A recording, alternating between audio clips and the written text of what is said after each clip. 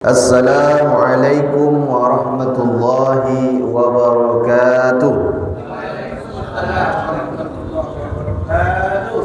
Alhamdulillah wassalatu wassalamu ala Rasulillah Sayyidina wa maulana Muhammad ibni Abdillah wa ala alihi wa ashabihi wa man tabi'ahum bi ihsanin ila yaumiddin. Allahumma faqihna fid din wa 'allimna at-ta'wil. Rabbi shrah li sadri wa yassir li amri wa hlul 'uqdatam min lisani yafqahu qawli. Amma ba'd.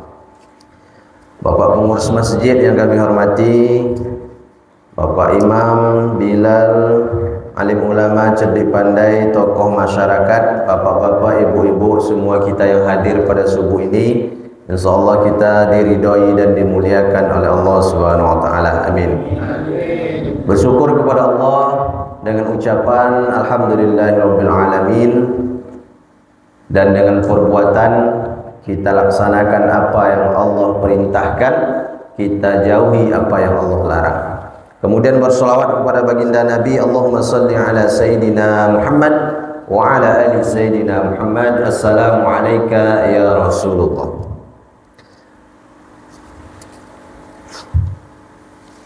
Man kharaja fi talabil ilmi fahuwa fi sabilillah. Siapa yang keluar rumah untuk menuntut ilmu, kata Nabi, fahuwa fi sabilillah, maka dia sama sedang berjihad fi sabilillah hatta yarji'a, sampai dia pulang ke rumahnya.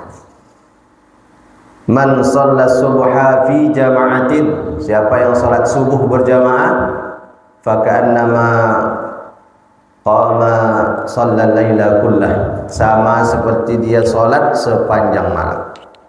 Mudah-mudahan Allah berikan kita istiqomah. Amin ya rabbal alamin. Kita lanjutkan kajian kitab Arba'in Imam An-Nawawi sampai pada hadis yang ke-19. Subuh ini sampai hadis yang ke-19. Hampir separuh. Dia isinya 42 hadis. Subuh ini sudah sampai hadis yang ke-19.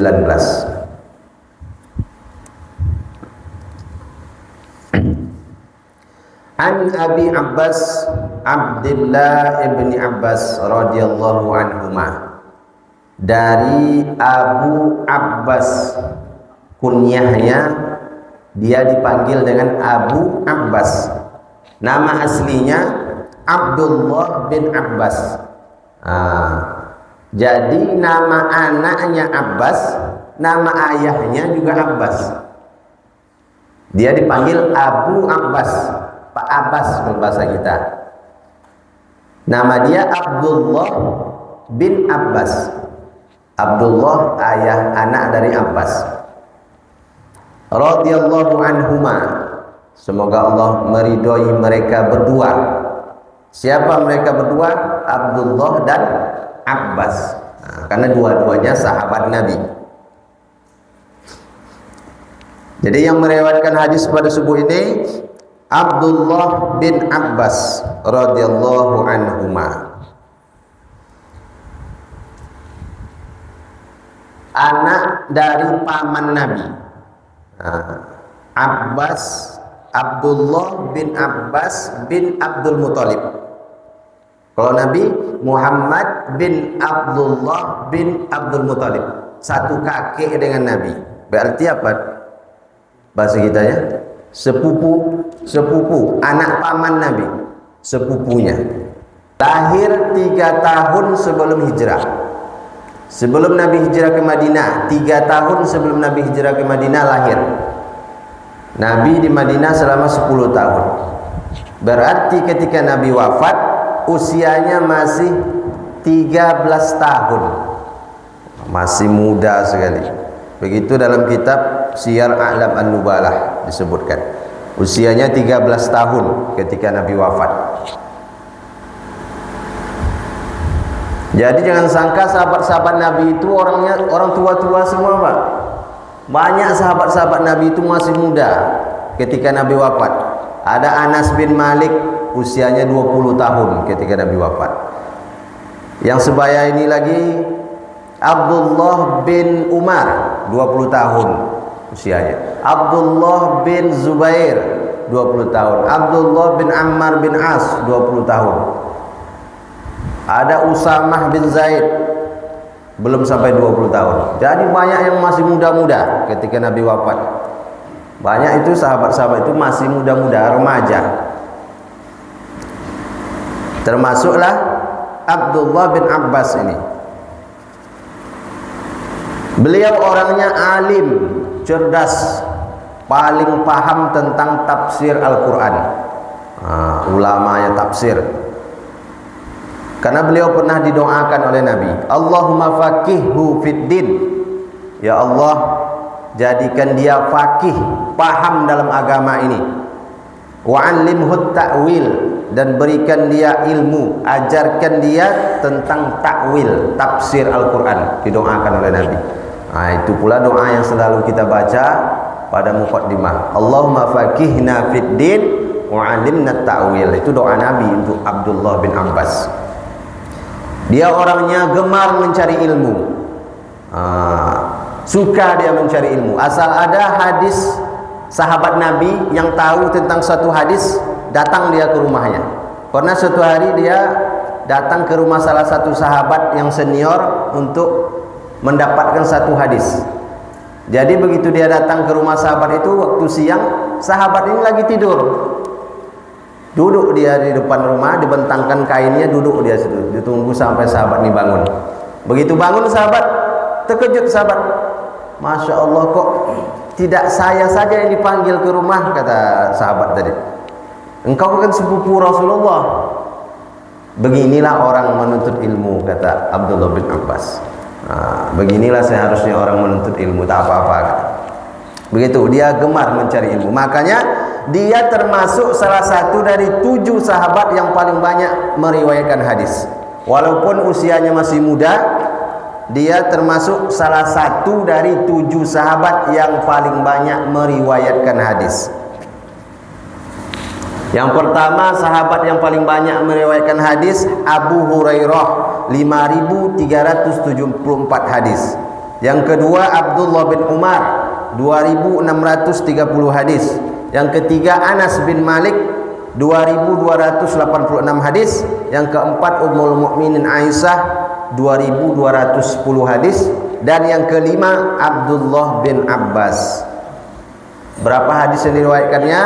1.660 hadis. Beliau yang nomor 5 di antara 7 sahabat yang paling banyak meriwayatkan hadis.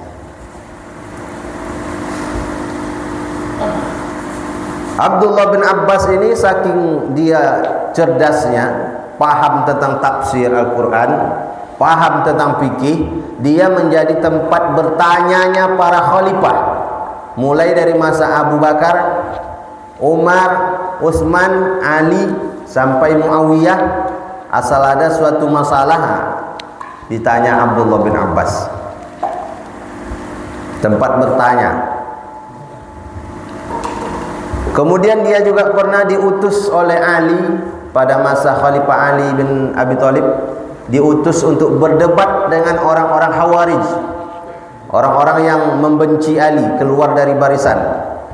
Pernah dia diutus berdebat dengan orang-orang Khawarij.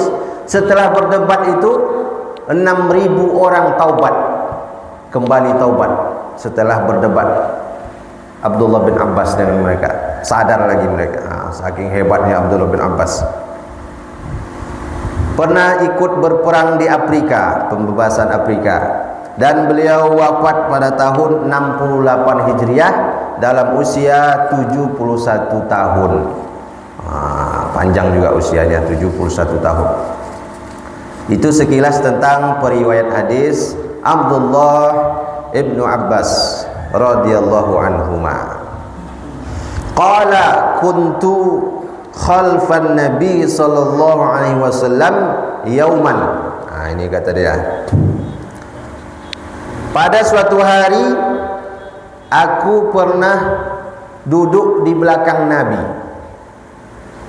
Aku pernah duduk di belakang Nabi. Maksudnya dia waktu itu dibonceng oleh Nabi di atas onta. Dia sama Nabi, dia di belakang, Nabi depan, dibonceng di atas onta.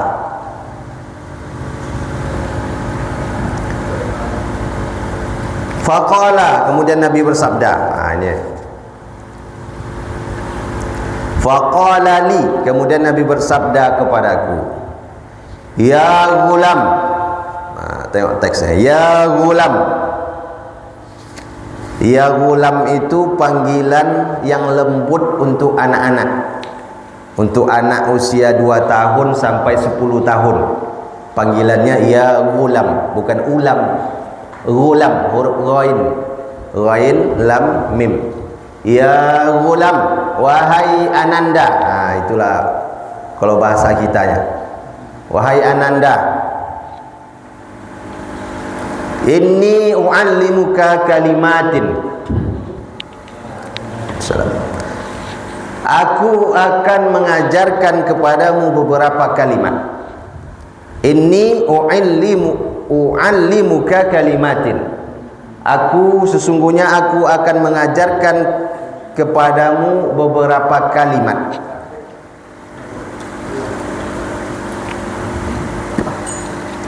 Apa hikmah kalimat yang pertama ini? Nabi itu lembut kepada anak-anak, senang kepada anak-anak. Nabi senang kepada anak-anak.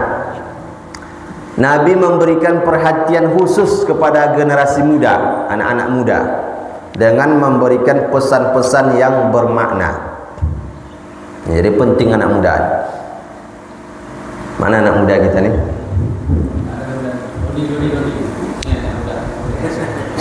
Abdullah bin Abbas usia 13 tahun sudah paham fikih, paham tafsir. Anak muda kita usia 25 masih main skater aja kerjanya, masih main slot, tak tahu apa-apa. Mestinya masa muda ini digunakan maksimal mungkin, menuntut ilmu, berkarya, apa yang mau dibuat. Masa muda itulah. Nanti kalau sudah tua apalagi, jangankan tua, masa lajang dengan sudah menikah itu beda gitu. Banyak udah beda. Waktu lajang tuh kita masih banyak waktu, kita masih bebas. Kalau udah nikah, semua tak bisa aja gitu. Datang wirid pun tak bisa.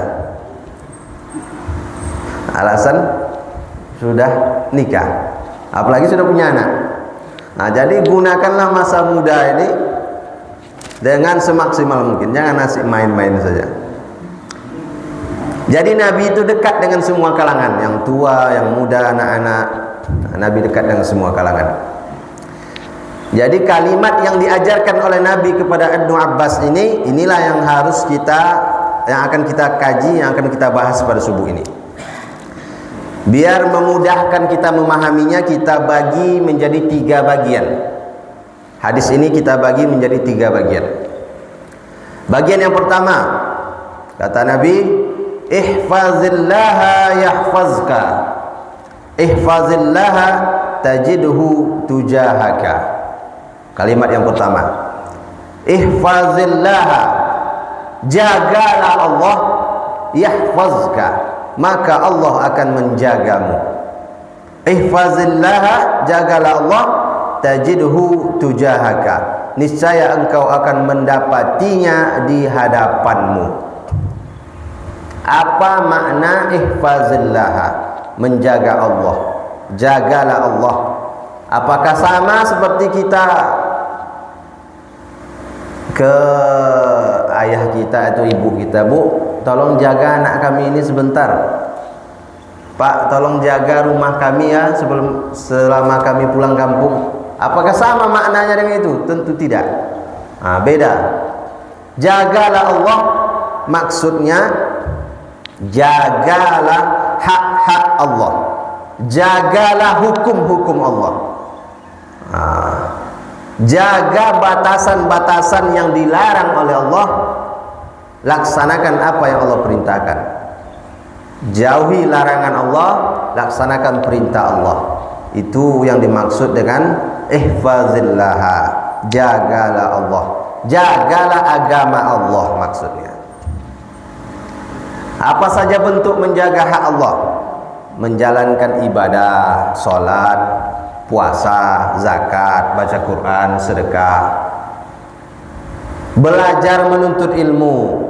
Kita menghidupkan majelis ilmu ini termasuklah kita sedang menjaga agama Allah, supaya nanti setelah kita menuntut ilmu, betul ibadah kita, betul muamalah kita. Kemudian menegakkan amar ma'ruf nahi mungkar, termasuk itu juga yahfazillah tadi. Menjaga pendengaran, penglihatan dan lisan dari segala yang haram. Menjaga perut dari makanan yang haram. Menjaga kemaluan dari zina. Intinya, laksanakan yang Allah perintahkan, tinggalkan yang Allah larang. Itu yang dimaksud menjaga agama Allah.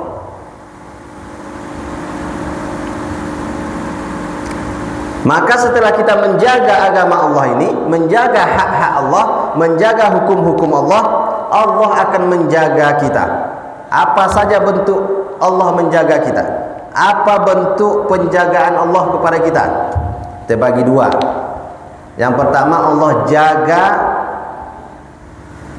dalam hal dunia kita, menjaga urusan dunia kita. Yang kedua, menjaga urusan akhirat kita. Menjaga urusan dunia apa saja? Allah jaga yang pertama fisik kita, Allah jaga. Kalau kita jaga tidak minum khamar, tidak nyabu, tidak narkoba, maka akan Allah jaga fisik kita, insya Allah sehat. Kalau sudah khamar, nyabu, itu tak ada yang sehat lagi. Badan kurus, mata cekung hitam, macam mayat jalan. Kalau kita jaga, maka Allah jaga yang pertama fisik kita, Allah jaga sehat badan, insya Allah. Allah jaga akal kita, sehat akal kita. Kemudian apalagi Allah jaga? Allah jaga harta kita, Allah jaga. Kalau kita jaga hukum Allah, kita jaga hak-hak Allah, Allah jaga harta kita. Allah jaga kebun kita, kebun sawit. Punya orang dicuri maling, punya kita ndak? Bisa. Punya orang kebun apa? Kebun pisang habis dimakan monyet, punya kita ndak? Bisa juga. Allah jaga toko kita. Kita tinggalkan pulang kampung, Allah jaga. Yang lain dicuri, masuk maling, punya kita alhamdulillah Allah jaga. Allah jaga rumah kita. Misalnya terjadi kebakaran, naudzubillah, sampai tempat kita padam api, bisa jadi. Kalau kita menjaga hak-hak Allah itu, kita menjaga agama Allah. Lalu apa lagi yang Allah jaga? Allah menjaga anak cucu keturunan kita. Kalau orang tuanya soleh, maka akan Allah jaga keturunan. Ingat kisah dalam surah Al-Kahfi, Nabi Idris bersama Nabi Musa datang ke suatu rumah yang sudah mereng dindingnya, lalu dibetulkan. Ternyata di bawah rumah itu ada harta peninggalan orang tua untuk anak-anak mereka. Orang tua ini sudah meninggal, mereka orang-orang yang soleh. Maka diutus oleh Allah Nabi Idris dengan Nabi Musa membetulkan lagi rumah itu, supaya nanti sudah dewasa anak-anak ini, baru mereka Allah jaga harta tadi untuk dia. Itu salah satu contohnya dalam Al-Quran Allah sebutkan. Kadang kita sering khawatir kita, bagaimana nanti anak-anak kita kalau kita sudah tak ada. Maka kalau orang tuanya soleh, Allah yang akan menjaganya. Jangan kita takut, Allah akan jaga keturunan kalau orang tuanya soleh menjaga agama Allah. Itu contoh-contoh penjagaan Allah dalam urusan dunia. Lalu dalam urusan akhirat, yang pertama sekali Allah akan menjaga ketika sakratul maut. Yang pertama, pintu gerbang menuju akhirat itu sakratul maut, kematian. Dalam Al-Quran Allah sebutkan, innal ladzina qalu rabbuna Allah tsumma istaqamu. Orang-orang yang berkata Rabbku Allah, kemudian dia istiqamah. Istiqamah dia, tetap dia menjaga hak Allah, tetap istiqamah di saat senang, istiqamah di saat susah, istiqamah di saat lapang, istiqamah di saat sempit, maka balasannya tatanazzalu alaihimul malaikah, akan Allah utus kepadanya malaikat. Kapan Allah utus malaikat itu? Maka kata ulama ahli tafsir, Allah akan mengutus malaikat ketika sakratul maut, ketika saat yang paling genting dalam hidup. Ketika sakratul maut, Allah turunkan malaikat untuk menjaga, untuk menolongnya. Apa kata malaikat berbisik ke telinganya? Allah takhafu, jangan kamu takut. Jangan kamu takut, kata malaikat. Ternyata orang yang mau mati ini Pak, dua saja perasaannya. Yang pertama takut, takut menghadapi kematian itu, takut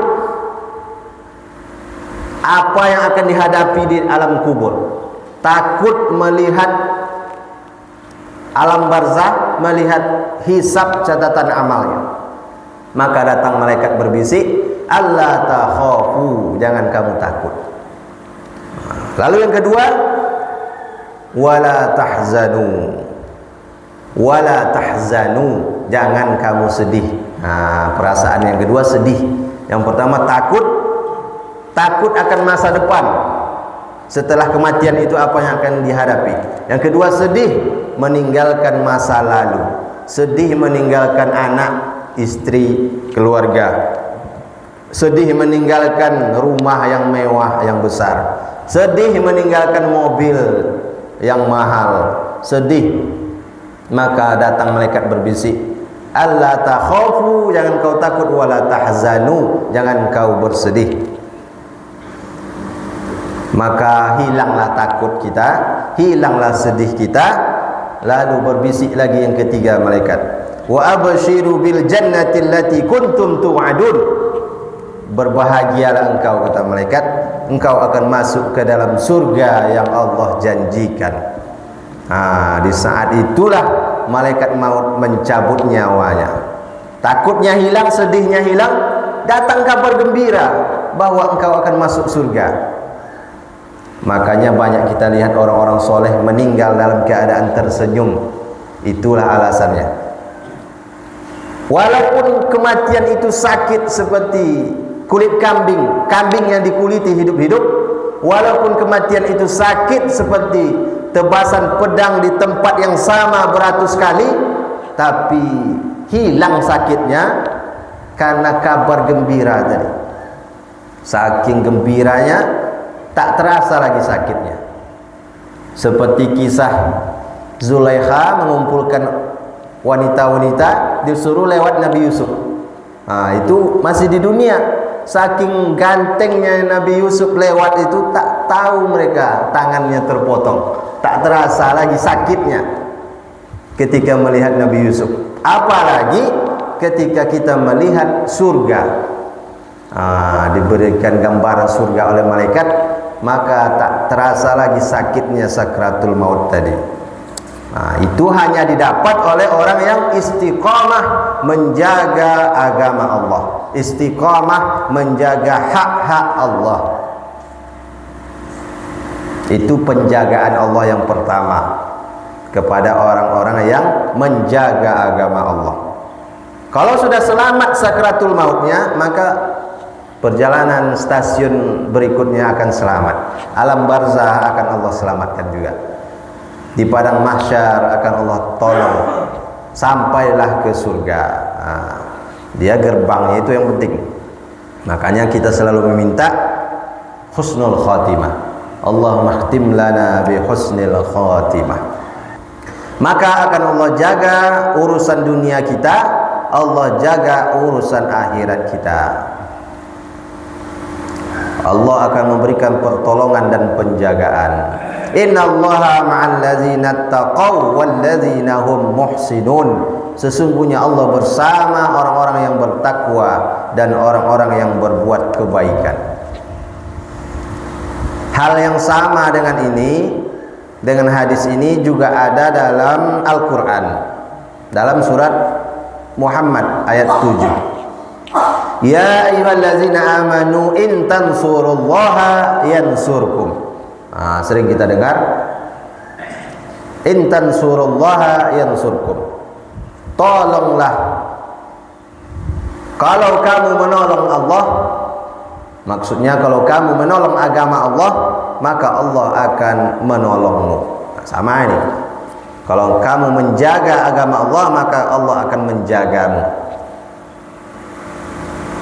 Tapi kadang banyak orang justru kata dia, tak perlu lagi kita menolong Allah. Apa gunanya kita menolong Allah? Apa gunanya kita turun ke jalan berdemo ketika Al-Quran dinista? Ngapain lagi turun ke jalan? Allah tak perlu dibela, kata dia. Allah Maha Kuasa, Allah tak perlu dibela. Memang Allah Maha Kuasa, tapi dalam Al-Quran Allah sebutkan in tansurullaha yansurkum. Kalau kamu menolong agama Allah, maka Allah akan menolong kamu. Memang Allah Maha Kuasa, Dia Al-Malik, Maha Raja di Raja, Raja dari semua raja. Al-Aziz, yang Maha Perkasa. Al-Jabbar, Dia yang Maha Kuasa. Al-Hafiz, Dia yang Maha Menjaga. Kita menolong agama Allah bukan untuk Allah, tapi kita menolong agama Allah untuk diri kita sendiri, untuk menunjukkan di mana posisi kita berpihak. Ini penting. Walaupun perbuatan kita itu tidak akan merubah keadaan, tapi kita penting menunjukkan di mana posisi kita berpihak. Di sana bersama orang-orang yang batil, atau di sini bersama orang-orang yang dalam kebenaran. Contoh ketika Al-Quran dinista tadi, dulu tahun berapa itu? Yang 212 itu. Jutaan orang turun ke jalan. Ada juga yang mencemeh. Di situ nampak posisi kita, di mana kita. Sekarang ketika Palestina diserang oleh Israel, laknatullah alaihim, banyak orang turun ke jalan. Apakah dengan turun ke jalan itu akan Palestina akan merdeka? Sampai sekarang belum merdeka. Berapa banyak orang turun ke jalan? Lalu kita boikot produknya. Apakah dengan boikot itu Palestina akan merdeka? Belum tentu juga. Tapi paling tidak kita sudah ikut menunjukkan di mana kita berpihak. Nanti kalau Allah tanya kita, bisa kita jawab, Pak. Kalau Allah tanya, dulu ketika saudara-saudaramu di Palestina dibunuh, dibantai, apa yang kamu lakukan? Saya diam saja, ya Allah. Paling tidak bisa kita jawab, saya ikut memakai salnya, ya Allah, sebagai bentuk dukungan untuk Palestina. Saya pernah ikut bersedekah, ya Allah, walaupun tak banyak, cuma 10.000, 50.000. Saya pernah ikut memboikot produk-produk yang berhubungan dengan Israel, ya Allah. Saya pernah ikut turun ke jalan, ya Allah. Bisa kita jawab. Yang takutnya, yang parahnya tak bisa kita jawab nanti. Yang sampai tak bisa kita jawab, karena semua ini akan Allah tanya. La tus'aluna yawma idzin 'anil na'im. Setiap nikmat, semua segala sesuatu akan Allah tanya. Punya mobil kita, Allah tanya, itu mobil dibelinya dari uang mana? dari uang yang hasil kebun sawit ya Allah. Itu dipakai untuk apa? Pernah tak dipakai bawa kajian? Tak pernah ya Allah, dipakai untuk ke mall saja. Semua akan Allah tanya. Itu baju yang mahal, baju yang bagus, dipakai untuk apa? Dibawa sholat tak? Nah ya Allah, dibawa sholat, nah, aman. Semua akan Allah tanya. Maka kita menolong agama Allah bukan untuk Allah, tapi untuk kita sendiri. Ingat kisah burung pipit dan cicak. Kisah burung pipit dan cicak ketika Nabi Ibrahim dimasukkan ke dalam api oleh Raja Namrud. Datanglah burung pipit bolak-balik membawa air dalam paruhnya. Burung pipit kecil bawa air dalam paruhnya sampai ke api dijatuhkannya. Ketawa cicak melihatnya. Apa yang kau lakukan burung pipit? Mana mungkin api itu padam, kata dia, kata cicak. Memang aku tahu, kata burung pipit, tak mungkin api ini padam, tapi aku tidak bisa diam saja melihat Nabi Allah dizalimi. Burung pipit waktu itu berpihak, cicak juga berpihak, ikut pula cicak meniup-niup api itu supaya tambah besar. Makanya kita disuruh bunuh cicak-cicak itu sejarahnya itu. Walaupun tidak akan merubah keadaan, tapi kita sudah menunjukkan di mana kita berpihak. Itu penting. Maka apapun kejadian, ada agama kita dihina, nabi kita dinista, ikut kita membela, bukan untuk Allah tapi untuk kita sendiri.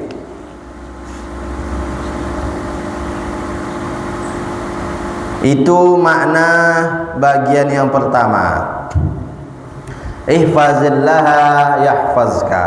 Jagalah Allah, maka Allah akan menjagamu. Dalam riwayat yang lain, hadis ini riwayat Imam Tirmizi. Ada dalam riwayat yang lain juga kalimatnya beda. Kalimatnya tu'arraf ilallah fil rakhai ya'rifka fis syiddah. Kenalilah Allah di saat senang, niscaya Allah mengenalmu di saat susah. Kenalkan diri kita kepada Allah ketika kita senang. Nanti ketika susah, mudah kita minta tolong kepada Allah.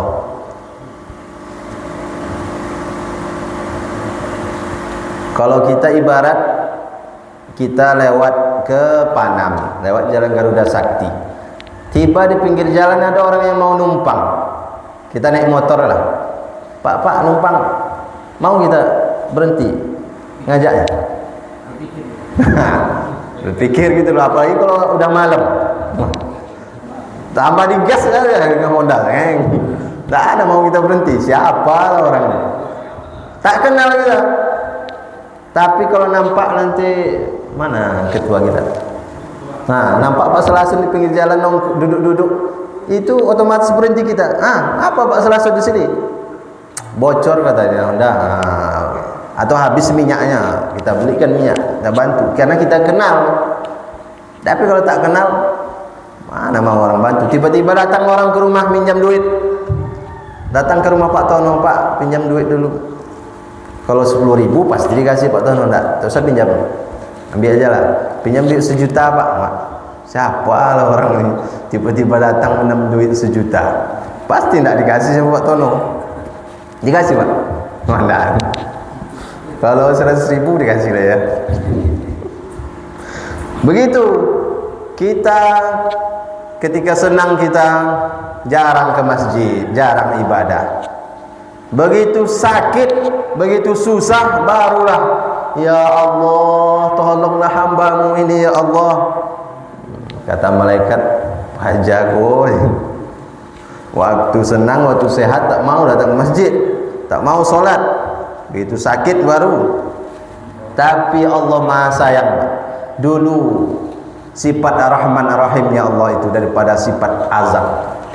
Allah sayang, kasihan Allah, Allah sembuhkan juga, Allah kabulkan juga doanya. Walaupun orang ini hari-harinya ketika senangnya jauh dari Allah, tapi Allah Maha Sayang, Allah berikan juga apa yang dia minta.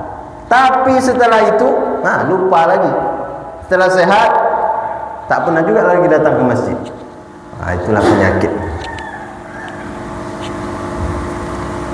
Maka kita disuruh oleh Nabi, dipesankan oleh Nabi, jagalah 5 perkara sebelum datang 5 perkara.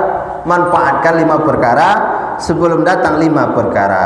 Syababaka qabla hiramika. Masa muda sebelum datang masa tua. Masya Allah, Ustaz gitu. Ahlan wa sahlan Ustaz. Sinilah duduknya.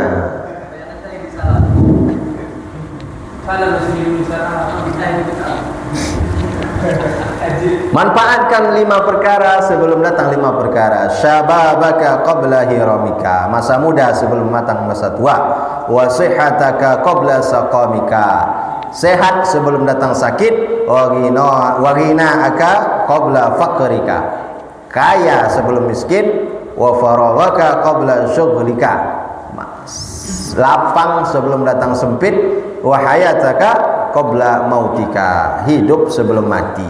Jangan menunggu sakit dulu baru mau ibadah. Ini udah lumpuh, tak bisa lagi bergerak, baru ya Allah nanti kalau sehat aku mau ke masjid. Udah bangkrut, baru ya Allah nanti kalau kaya aku mau sedekah. Dulu waktu kaya tak sedekah. Masih bagian ihfazillaha yahfazka.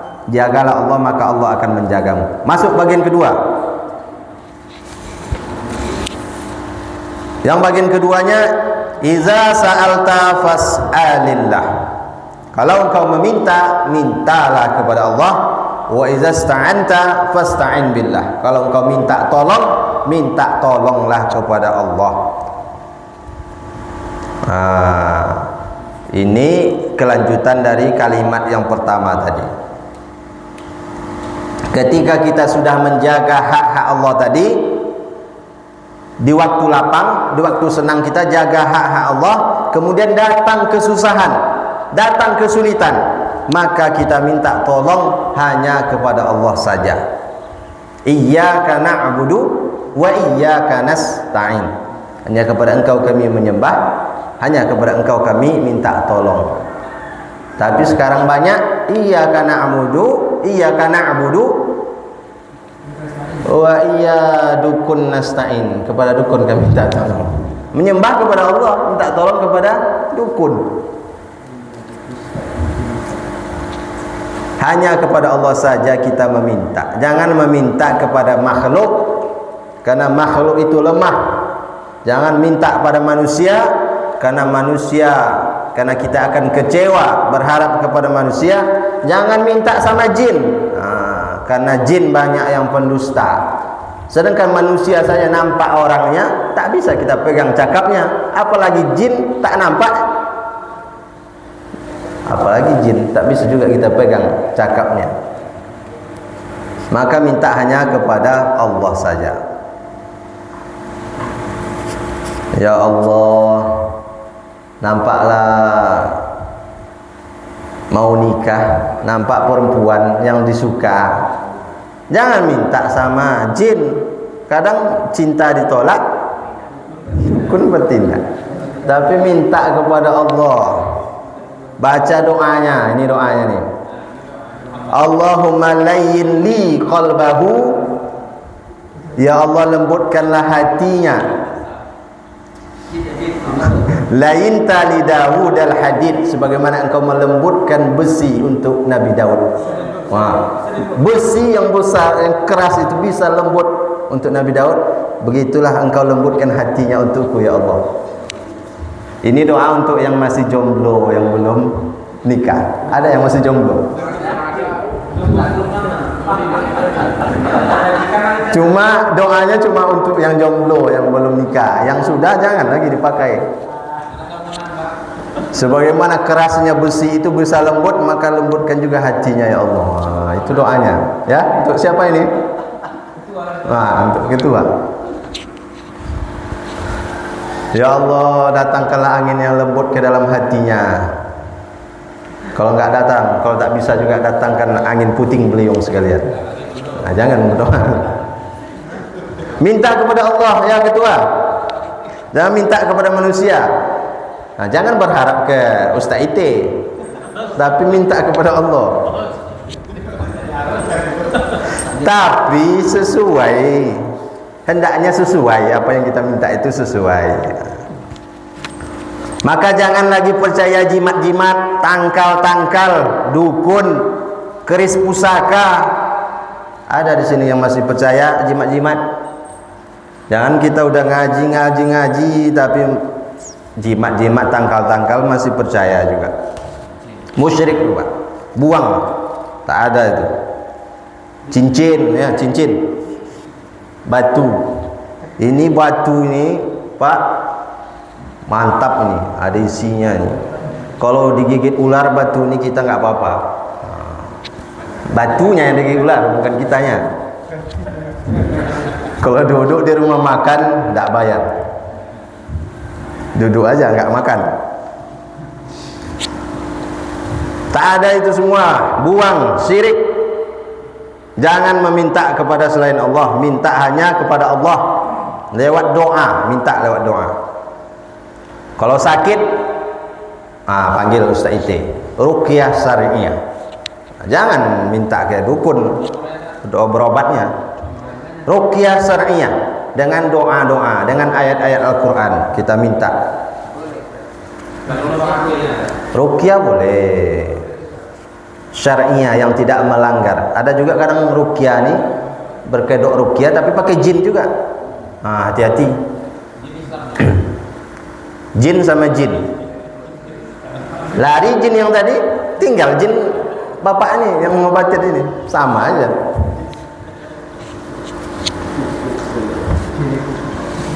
Kalau sakit tak sembuh-sembuh, cobalah ruqyah syariah. Ini ketuanya Ustadz Imran Taufik. Insya Allah sehat, Allah berikan kesehatan. Minta kepada Allah. Itu bagian yang kedua. Kalau minta kepada Allah, minta tolong kepada Allah. Bagian yang ketiga. Wa'lam annal ummata law ijtama'at 'ala ay yanfa'uka bi syai'in. Ketahuilah, apabila semua umat ini berkumpul untuk mendatangkan manfaat kepadamu dengan sesuatu, lam yanfa'uka, maka tidak akan bisa memberikan manfaat kepadamu illa bi syai'in qad katabahu Allahu laka, kecuali dengan sesuatu yang telah Allah tetapkan untukmu.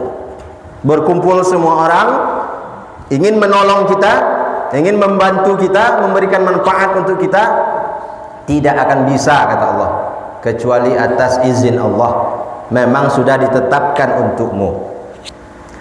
Wa ini jitama'u ala ayyadurruka bi syai'in, dan sebaliknya berkumpul semua orang di dunia ini memberikan mudarat kepadamu, ingin mencelakaimu, lam yadurruka illa bi syai'in qad katabahu Allahu 'alaika, maka tidak akan bisa memudaratkan engkau kecuali itu sudah Allah tetapkan bagimu. Ini penting. Bagaimanapun banyaknya orang ingin mencelakai kita, kalau tidak kata Allah, maka tidak akan terjadi. Kalimat yang terakhir, rufi'atil aqlamu wa jaffatis suhufu. Pena-pena telah diangkat dari lembaran catatan. Pena-pena sudah diangkat, catatan sudah kering. Artinya semua takdir sudah Allah tetapkan. Bagian yang ketiga ini membahas tentang takdir.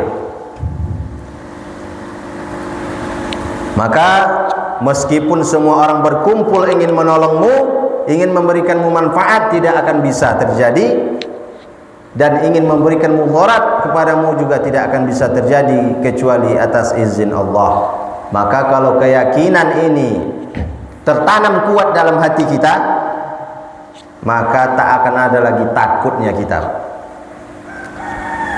Keberanian tidak membuatmu cepat mati, dan ketakutan tidak membuatmu lama mati. Keberanian tidak membuatmu cepat mati, ketakutan tidak menundamu mati. Itu harus kita pegang kuat. Maka langkahkan kaki kanan, bismillah tawakkaltu 'ala Allah la haula wala quwata illa billah, takbir. Kalau tak mati, kata Allah, tak mati. Tapi kalau mati juga, mati syahid, berjihad di jalan Allah. Para mujahid itu, para pahlawan kita dulu, pahlawan kemerdekaan, inilah yang mereka pegang. Makanya bisa merdeka kita, ditanamkan oleh para ulama itu. Begitu pula yang terjadi kepada Nabi Muhammad. 11 orang berkumpul di depan rumah menunggu, ingin membunuh. Tapi kata Allah itu, Allah belum berkehendak. Keluar Nabi berjalan di antara 11 orang itu, tak ada mereka yang melihat. Padahal mereka sudah menyangka rencana mereka ini pasti akan berhasil. Tapi Allah belum mengizinkan, maka Nabi selamat, tak bisa mencelakai Nabi. Ketika hijrah, malam hijrah.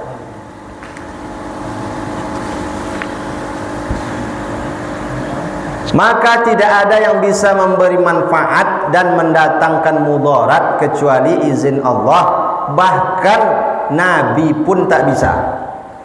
Dalam Al-Quran Allah katakan, Qul, katakanlah wahai Muhammad, la amliku li nafsi naf'an, aku tidak berkuasa menarik manfaat bagi diriku, wala dharran illa masya Allah, dan aku tidak pula bisa menolak mudarat kecuali yang dikehendaki Allah.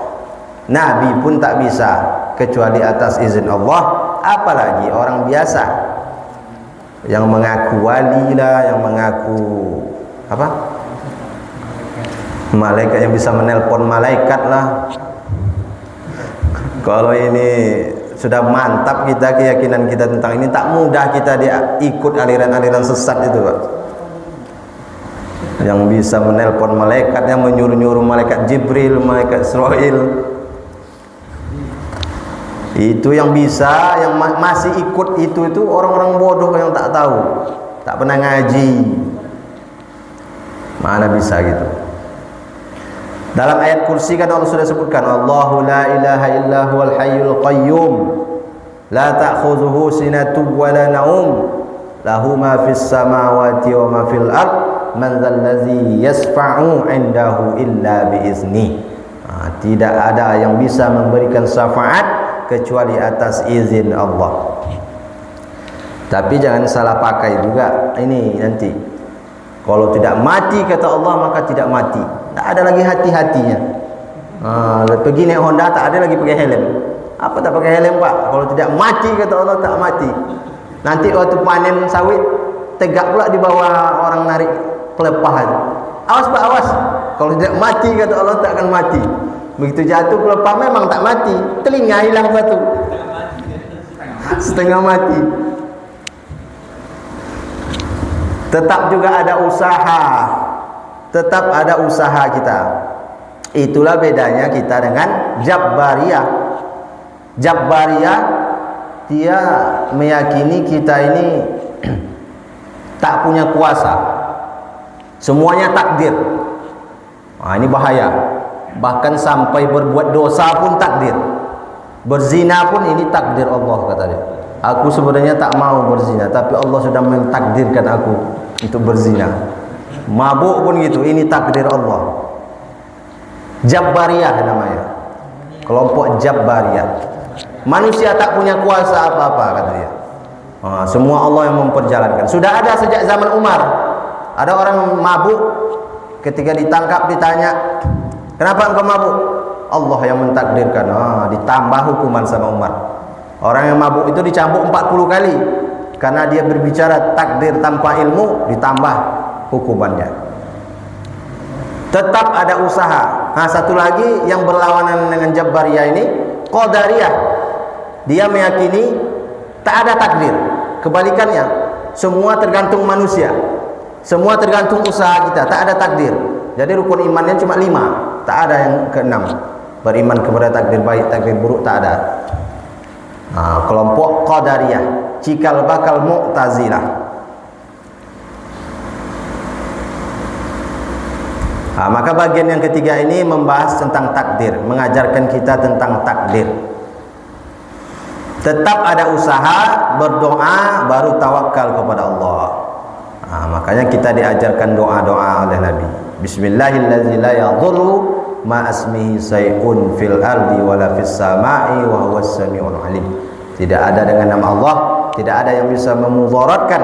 Yang ada di langit dan ada di bumi tidak bisa memudaratkan kecuali atas izin Allah. Baca doa itu setiap kita keluar, setiap kita mau kemana, baca doa itu. Bismillahirrahmanirrahim, la yadhurru ma asmihi say'un fil ardi wala fis sama'i wa huwas samiul alim. Maka kita hati-hati dalam memahami takdir ini.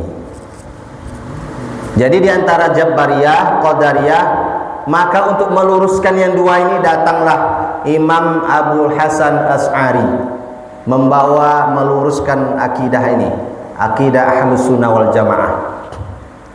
Di saat banyak yang tersesat, gonjang-ganjing, yang satu tidak percaya takdir, yang satu semuanya takdir, maka datang Imam Abul Hasan Asy'ari membawa merumuskan akidah Ahlus Sunnah wal Jamaah.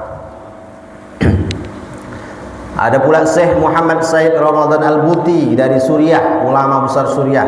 Nah, ini ulama zaman sekarang. Menulis kitab Al-Insan Bainal Musayyar wal Mukhayyar. Al-Insan, manusia, Bainal Musayyar, antara diperjalankan, wal Mukhayyar, dan berjalan sendiri. Artinya ada saat kalanya kita ini diperjalankan oleh Allah, takdir kita ditentukan oleh Allah, ada kalanya bisa kita memilih.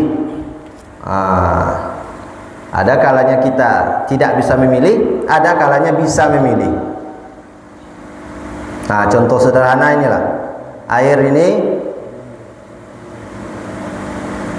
tidak bisa memilih, ini enggak ada. Tak bisa memilih karena hanya ada teh saja. Tidak bisa memilih kopi susu atau teh tolu atau karena yang adanya cuma teh saja. Tapi bisa saya memilih antara saya minum atau tidak minum. Nah, itu bisa dipilih. Antara saya minum atau tidak diminum, itu bisa dipilih. Tapi antara minumnya apa, tak bisa dipilih. Begitulah takdir. Antara kita lahir dari suku Jawa, itu tak bisa dipilih. Takdir yang tidak bisa dipilih, Allah yang memilihkan langsung. Lahir dari suku Ocu, suku Minang, itu takdir yang tak bisa dipilih. Tapi antara tadi subuh kita bangun datang ke masjid sholat berjamaah, antara ke masjid sholat berjamaah dengan tidur di rumah, itu bisa dipilih. Antara tetap di sini duduk dalam majelis atau pulang, bisa dipilih. Maka jangan sampai kita mau memilih apa yang tidak bisa kita pilih dan tidak memilih ketika bisa memilih. Ini kita sesali, kenapa lah lahir dari suku ini, kenapa lah aku jadi orang Jawa, kenapa aku jadi orang Batak, kenapa aku lahir di sini. Tak bisa kita pilih, jangan kita sesali. Tapi apa yang bisa kita pilih, itu pilihlah, pilih yang baik. Fa'alhama fujuraha wa taqwaha. Dipilih jalan fujur, jalan takwa. Jalan yang buruk, jalan yang baik. Ada dua pilihan, pilihlah mana yang kita pilih. Dan pilihan itu nanti kita pertanggungjawabkan. Kita pertanggungjawabkan. Maka pahami dengan betul. Kadang kita bisa memilih, kadang kita tidak bisa memilih.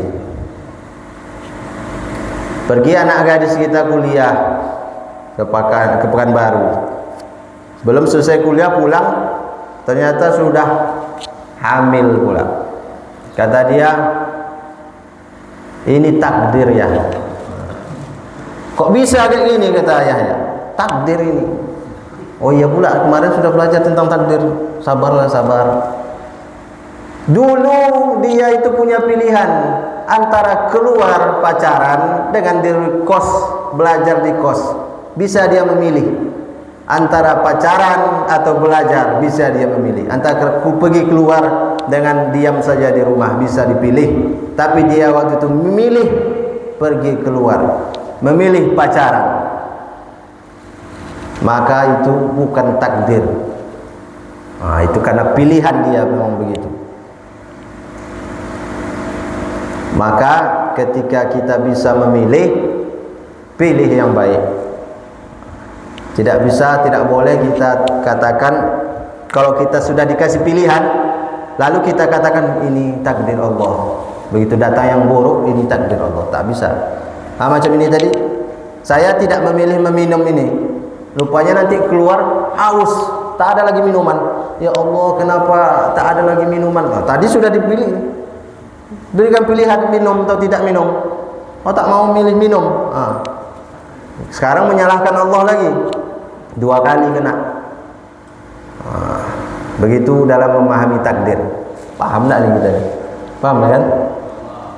Paham Bu ya? Ketika kita sampai di masjid, kita ada pilihan. Mau kita kunci stang motor itu atau tidak? Kita pilih kunci stangnya. Maka kita masuk, baru kita tawakal. Kita pilih tidak kunci, malah ditinggal kuncinya di situ. Lalu begitu keluar, tak ada lagi motor. Ya Allah, kenapa begini takdir? Itu bukan takdir. Kau yang memilih begitu. Bunga. Tapi sudah kita usaha, kita datang, kita rantai, dirantaikan ke pohon apa itu, matoa. Begitu pulang rupanya pohonnya digergaji, dibawa gergaji sama kawan pohon.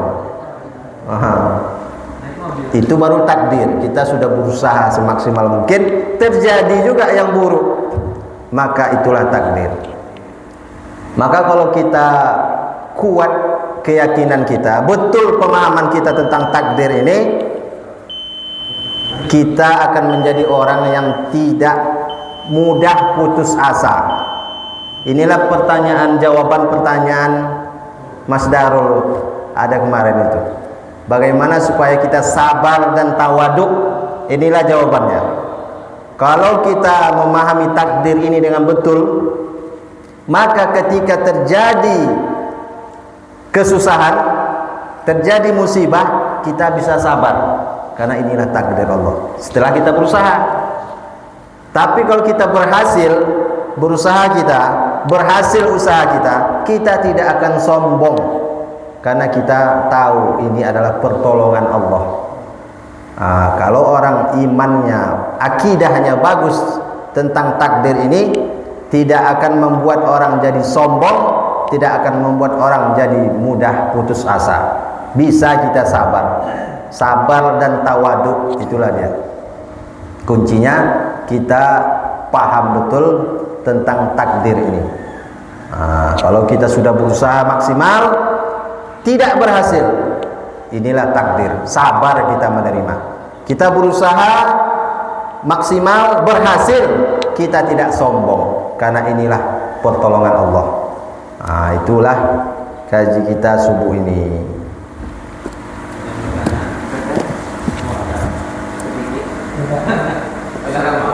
Waalaikumsalam. Kalau umpamanya tetangga kita ada yang susah, ada yang tetangga kita atau negara kita ada yang susah. Di Palestina itu, umpamanya kita kirim doa lah, mampunya doa. Kita Alhamdulillah arwai jamil ahli itu kaum muslimin di Palestina boleh kita hati-hati. Ad-du'a silahul mu'min. Doa itu adalah senjatanya orang-orang beriman. Kalau tak bisa lagi apapun yang kita lakukan, ya doa itu salah satu untuk menolong. baik saudara kita ya kan yang sudah meninggal. Ya, kita bacakan doa, kirimkan Al-Fatihah. Untuk saudara-saudara di Palestina, saya sendiri setiap khutbah sampai hari ini tetap ada doa untuk Palestina. Allahumma a'izzal Islam wal muslimina fi Filistin. Allahumma ansur ikhwanana al muslimina wal mujahidina fi Filistin. Ya Allah, tolonglah saudara-saudara kami para mujahid yang ada di Palestina. Tetap kita doakan. Itulah yang paling bagus, Pak. Yang pertama, kita bantu dengan harta. Kalau kita punya, kita kasihlah sedekah uang. Yang kedua, doa tadi. Yang ketiga, kalau untuk masalah Israel, kita boykot produknya. Doa itu salah satu, memang bagus. Harusnya kita berdoa. Dah habis. Nah, kita tutup karena sarapan sudah dibagikan. Nah, ya, tandanya sarapan. Asal sudah dibagi sarapan, Pak ya. La sadaqallahul azim.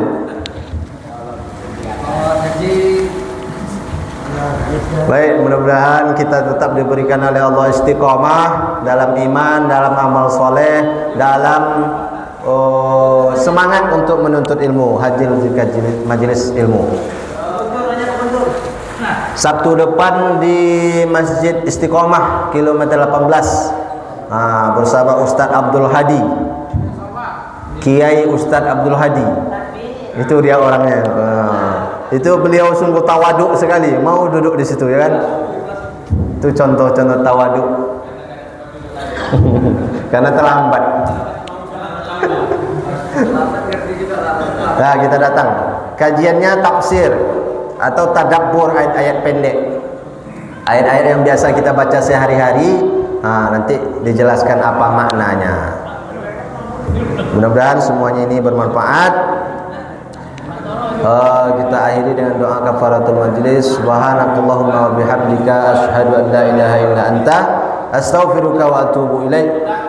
Wabillahi taufiq wal hidayah. Assalamualaikum warahmatullahi wabarakatuh.